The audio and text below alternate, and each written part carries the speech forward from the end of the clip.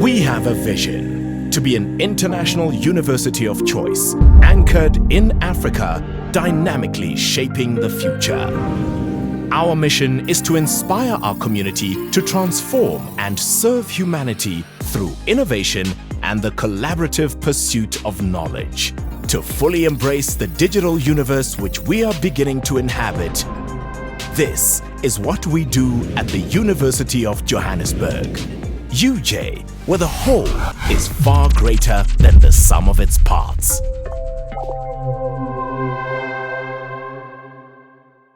I'd like to use this opportunity to just say thank you so much to all our sponsors. They're up there on the screen, without whom this wouldn't have been possible. And we really value the time that you have all taken to share with latest developments within your products and your collections. So over to our sponsors.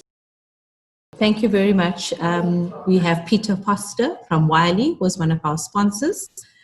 Peter is an Associate Director of Wiley Digital Archives. His conversation today is about digital archives for research and teaching in a time of global pandemic. Over to you, Peter. Thank you very much, Renika, and thank you for to the University of Johannesburg and ACU we're delighted to support the conference and to share something of what we're doing at Wiley in a relatively new programme. So we're talking about digital archives, and fascinating to come out of the last session with what we're hearing about archives in China and Hong Kong. Let me start by saying that Wiley Digital Archives is a programme of digitization from scholarly societies, scientific societies.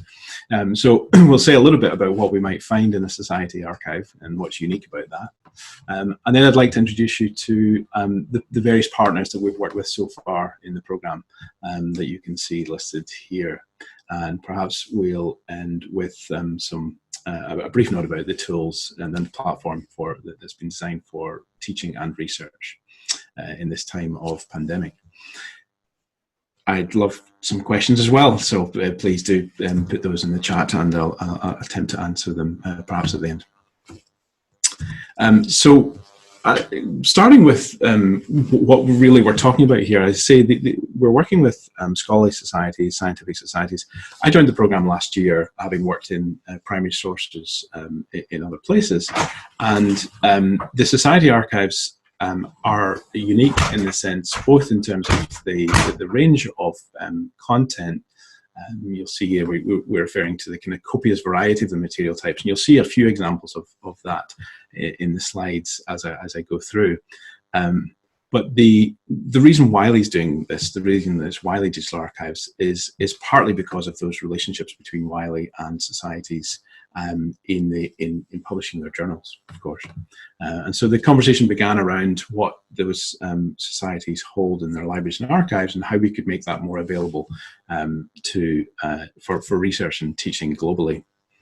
Of course, the programme began before the pandemic, and it was already very difficult to access and to travel to where these society archives and libraries are. But of course, that's became more difficult as travelling's more difficult, and of course libraries and archives, some of which are closed, are still closed. Some of the partners we're working with. We're looking at a very broad date range here, from 14th century here to the 20th century, to the late 20th century. Most of the partners have material which predates them significantly. And as I say, the breadth, the range of content is, I think, unique to society archives in the sense of ranging really broadly and reflecting the fellows and members, their interests over time. So you'll see a lot of both curated and uncurated material. And I think most importantly, that for the fourth point is an awful lot of this material hadn't really been seen outside the archives before, and that's why we're really interested in the discoveries that researchers can make from material, perhaps some of which at least hasn't been heavily worked before. So it's really a collation of research and learnings. It's the expertise of hundreds of years.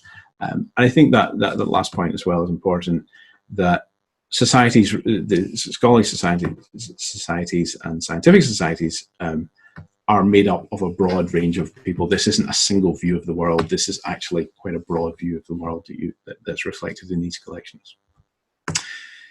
So I said we've worked with a number of partners already.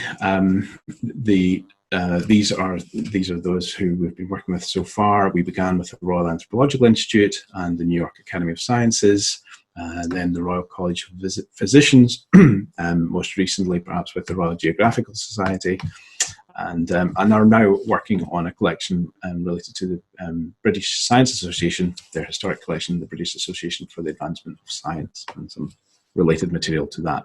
And I'll very briefly cover each of these in the next few minutes.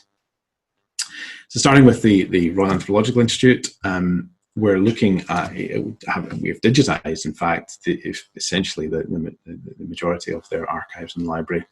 As I said, the material predates the Society, about 1763 here. We actually run this one up to 2016. You'll see, just a few examples. There's a very large ethnographic collection of photographs, about 125,000 photographs. And we found quite a significant quantity of material in the digitization process. So, having to account for each item and scan it, you inevitably find some new material.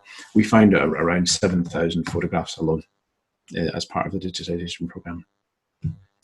And the collections are broad. They each reflect the interest not just of the Society but their members, and even though this is the Royal Anthropological Institute, there are many different subjects and fields that might find the archives there interesting. We list some of them here. Moving on to the New York Academy of Sciences.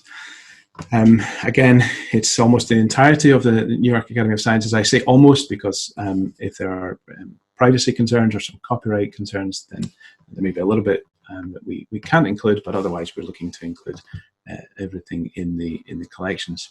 This one's slightly younger. It runs from 1801 to about 2013.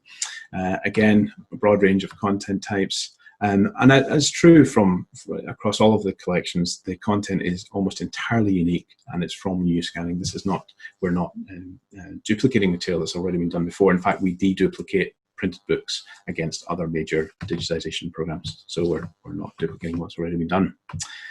The New York Academy of Sciences and their aims are fairly clear there. And I think this covers the history and development of science, medical research as well in North America, and the interactions between them and other societies is interesting and well reflected across the collections. They have a particular strong collection around on the Committee of Human Rights of Scientists, where science meets politics and states and other actors, if you like, around the world. Some very interesting material around that. Moving on to the Royal College of Physicians. This is an older collection. Actually, there's a little bit of material right back to the 12th century and runs to about 1994. It's the majority of their collections again, and includes about 7,000 printed books from their Dorchester Library as well, which is a famous history of medicine printed book collection. But it also contains a great deal of manuscript material from the diaries and correspondence, the doctor's case books, the recipes of historical recipes, as well as ethics and law and many other areas where medicine meets society and many related fields. And of all of the collections, again, it reflects the interest of the members and the society. It's not just a history of medicine collection, but of course there's a great deal in that field as well. There's an awful lot of interest in medical humanities, and of course, of late, there's a great deal of interest in epidemiology and the history of pandemic and so on, which is very well covered throughout this collection. And of course, these historical collections have a real meaning in today's society as well. We were already looking at some of the history of disease and history of pandemic, and indeed the vaccination and anti-vaccination movement as has happened historically. I will finish perhaps with the Royal Geographical Society then, which is the latest complete collection. Again, it's the majority of those archives in this case from 1486 forward. Many famous explorers and other related collections, including one of the world's largest private map collection here, and covers a vast range of different fields, as you can imagine, and of course is continuing to impact in current debates and with historical evidence, as we're discussing here in these examples, and the impact of on education in Africa and elsewhere across the Commonwealth. And editorials, a user-friendly platform for better discovery, along with visual search results, makes your research time more productive and lets you access hard-to-find materials. With flexible buying models, all libraries can offer access to world-class research databases. You can build the right collection for your curriculum and invest in growing areas of research as they develop. So, with centuries of primary sources at your fingertips, what new questions will you be compelled to answer? What new insights will inspire the next generation? What new connections will propel research in unprecedented directions? Get better research, better learning, and better insights with primary sources from ProQuest.